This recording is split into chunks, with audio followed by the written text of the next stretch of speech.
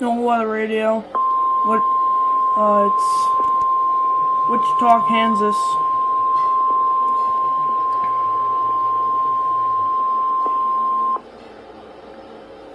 The National Weather Service has issued a severe thunderstorm warning for northern Chase County until 7:15 p.m. At 6:25 p.m., a severe thunderstorm was located near Cottonwood Falls, moving northeast at 25 miles per hour. You can expect 60-mile-per-hour wind gusts and half-dollar-size hail. The warning was based on radar indications. The following impacts are expected. Hail damage to vehicles is expected. Expect wind damage to roofs, siding, entries. Locations impacted include Cottonwood Falls, Strong City, Bazaar, Elmdale, Saffordville, Tallgrass Prairie Preserve and Harmer.